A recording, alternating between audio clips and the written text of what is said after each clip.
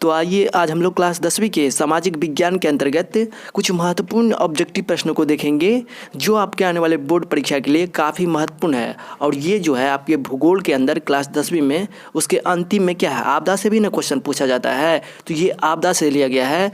तो इसलिए आप लोग बढ़िया तरीक़ा से देखने का प्रयास कीजिएगा। देखिए सामान्य आपदाओं को कितने वर्गों में रखा गया है, तो ये देखिए सामान्य आपदाओं को 2 वर्गों में रखा गया है। एक छोटे स्तर पे होता है और एक बृहद पैमाने पर, यानी कि बड़ा, जैसे बड़ा में हो गया सड़क दुर्घटना, वायु दुर्घटना, बड़ी आतंकवाद हो गया। छोटे स्तर पे क्या हुआ, जो छोटी छोटी बीमारी होती है उस तरह को कहते हैं। तो यहाँ क्या हो जाएगा, इसका ऑप्शन नंबर ख नंबर ऑप्शन सही हो जाएगा, क्योंकि आपदा को 2 वर्गों में बांटा गया है। तो आइए अगले प्रश्न की ओर चलते हैं। तीव्र ज्वर का कारण क्या है? जो तीव्र ज्वर लगता है तो इसका कारण क्या है? तो इसका कारण है जो हमको बुखार आता है बहुत ज़्यादा मात्रा में, तो वह होता है जीवाणु के कारण से। तो इसलिए इसका ऑप्शन नंबर हो जाएगा क नंबर ऑप्शन सही। आइए चलते हैं अगले प्रश्न की ओर। नगरों में सड़क कहाँ से पार करना चाहिए? तो नगरों में सड़क पार करने के कारण से बहुत सारे जो है ना दुर्घटना उत्पन्न होती है। इसलिए जहाँ पर भी आप लोग क्रॉस करते हो, सड़क पार करते हो इस पार से उस पार, तो वहाँ पे हमें सोच समझ के चलना चाहिए, सुनना चाहिए। पहले तो सुनना चाहिए, फिर देखना चाहिए, फिर देखेंगे, सब कुछ देखेंगे जो है। अब जो है क्रॉस करेंगे, अब जाएंगे तो किसी प्रकार का दुर्घटना ना हो तब चलेंगे। ये नहीं जो अचानक जाते हैं और चले जाते हैं, ये बहुत बड़ी दुर्घटना होती रहती है। तो इसलिए जो है उस स्थान पर चलना चाहिए जहाँ पर जेब्रा क्रॉस का चिन्ह बना हो। जेब्रा क्रॉस का चिन्ह का मतलब क्या हो? उसका मतलब यह हुआ कि जहाँ पर जाने आने का रास्ता हो, समझे? तो इसलिए इसका ऑप्शन नंबर हो जाएगा ख नंबर ऑप्शन सही। बढ़िया से क्रॉस करना चाहिए, नहीं तो 1 मिनट के लिए बहुत सारा दुर्घटना उत्पन्न हो जाता है। आइए चलते हैं अगले प्रश्न की ओर। डेंगू बीमारी का क्या कारण है? तो देखिए डेंगू बीमारी जो है ना, जो है आपकी जल जो है गंदा हो जाता है और उस गंदे जल को पीते हैं तो हम लोगों को जो है ना डेंगू बीमारी हो जाता है, क्योंकि ज़्यादा समय तक जो है उसमें जो है मच्छर पनपने लगता है। आप किसी भी पानी को इकट्ठा रखिएगा, पानी को जब इकट्ठा रखते हैं तो उसमें क्या पनपने लगता है? मच्छर सब। और मच्छर में जो है बहुत सारा बीमारी फैलता है ना मच्छर, इसलिए ना मच्छरदानी का उपयोग करते हैं। तो इसलिए जो है इसका ऑप्शन नंबर हो जाएगा ख नंबर ऑप्शन सही। यानी कि एक बर्तन में अधिक समय तक पानी रहने से, ज़्यादा दिन तक पानी रखेंगे तो क्या हो जाएगा, वह पानी ख़राब हो जाएगा, उसमें जो है जितने भी मच्छर पनपने लगेगा। और वही पानी हम जब इस्तेमाल करेंगे खाने पीने के लिए तो उस समय जो है डेंगू बीमारी हो जाएगा, हमको बुखार लग जाएगा। समझ गए ना इसके बारे में? यानी कि इसका ऑप्शन नंबर क्या हो गया, ख नंबर ऑप्शन सही।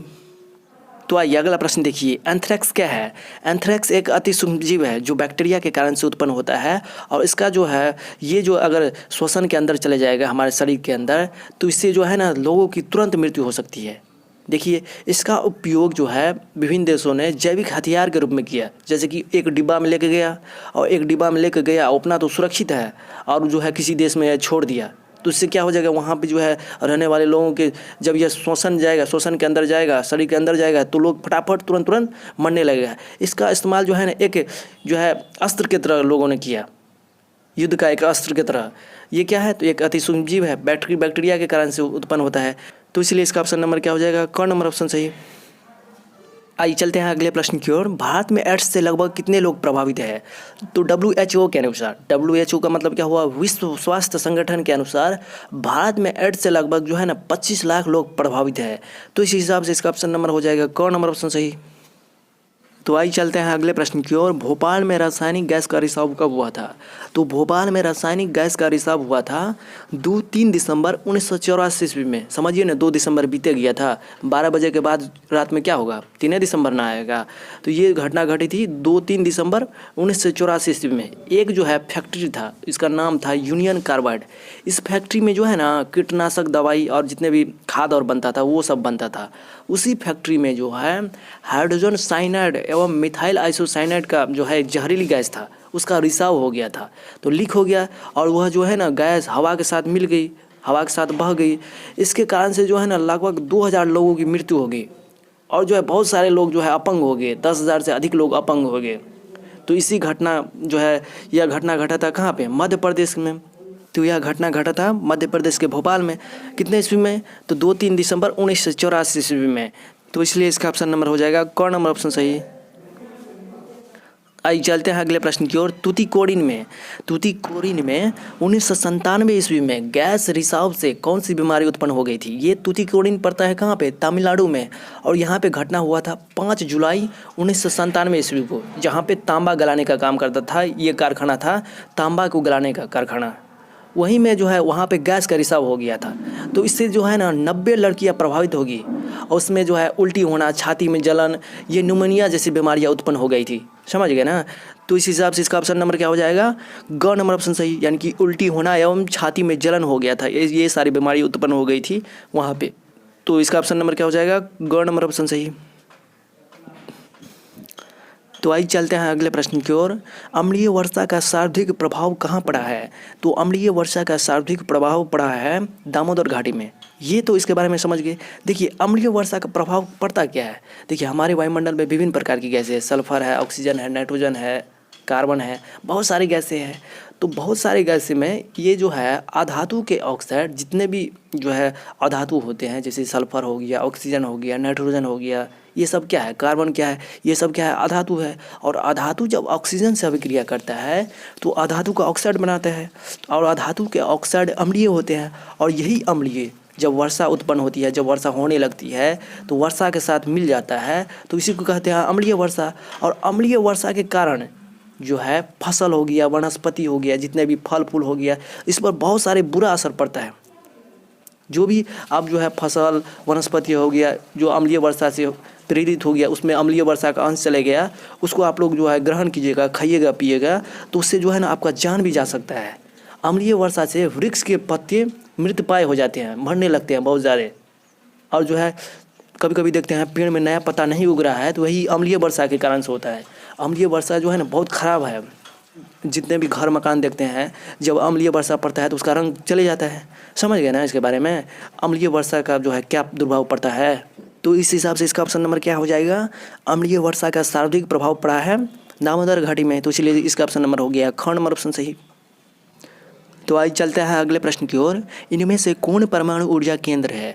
तो देखिए परमाणु ऊर्जा केंद्र आपके बोर्ड एग्जाम के लिए काफ़ी महत्वपूर्ण है, क्योंकि आपके बोर्ड एग्जाम में बार बार पूछा जाता है कि भारत में प्रथम परमाणु ऊर्जा केंद्र कहाँ स्थित है। तो देखिए ये जो है तारापुर में स्थित है। भारत का प्रथम परमाणु ऊर्जा केंद्र तारापुर में स्थित है और तारापुर पड़ता है महाराष्ट्र राज्य के अंदर। समझिए इसके बारे में। यहाँ देखिए बहुत सारे परमाणु ऊर्जा के केंद्र है, जैसे कि कल्पकम ये जो है पड़ता है चेन्नई में।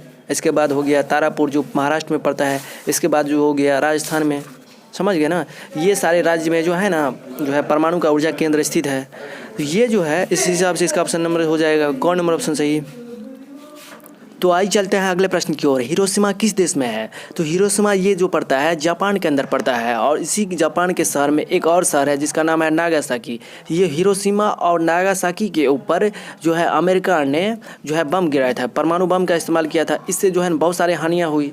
देखिए हिरोशिमा के ऊपर जो है 6 अगस्त 1945 ईस्वी में जो है अमेरिका ने बम गिराया था। और ठीक 3 दिन बाद 9 अगस्त 1945 ईस्वी को नागासाकी पर जो है बम गिराया था। किसने? तो अमेरिका ने। इससे लाखों लोगों की मृत्यु हो गई थी, क्योंकि परमाणु बम के बारे में आप लोग जानते हो। इससे जो है जहाँ पे जो है परमाणु बम का इस्तेमाल किया जाता है उस स्थान पे जो है कैंसर, चर्म रोग, बहुत सारी बीमारियाँ उत्पन्न होने लगती है, क्योंकि जो है उससे जो है किरण निकलता है, बहुत जो है हानिकारक किरण होता है ना परमाणु बम में।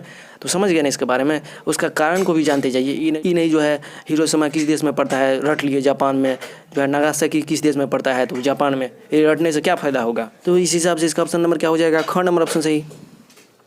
आइए अगला प्रश्न देखिए। परमाणु विस्फोट से बचने के लिए सर्वप्रथम प्रतीक चिन्ह का विकास किसने किया है? तो परमाणु विस्फोट से बचने के लिए जो है ना सर्वप्रथम जो है प्रतीक चिन्ह का विकास किया है कैलिफोर्निया विश्वविद्यालय। तो इस हिसाब से इसका ऑप्शन नंबर हो गया ग नंबर ऑप्शन सही। देखिए ये जो है कैलिफोर्निया विश्वविद्यालय 1946 ईस्वी में रेडियोधर्मी आपदा से बचने के लिए एक अंतर्राष्ट्रीय प्रतीक का विकास किया, जो संकट में सामूहिक एकता का प्रतीक है। ये जो है परमाणु विस्फोट से बचने के लिए जो है प्रतीक चिन्ह का विकास किया है। ये किस लिए? सामूहिक एकता का प्रतीक है। लड़ाई झगड़ा मत कीजिए, परमाणु बम का इस्तेमाल मत कीजिए, ये सब बारे में। इन्हें जो रटन पढ़ने जो रटते जाते हैं, रटिए मत। अब कितना बताएं।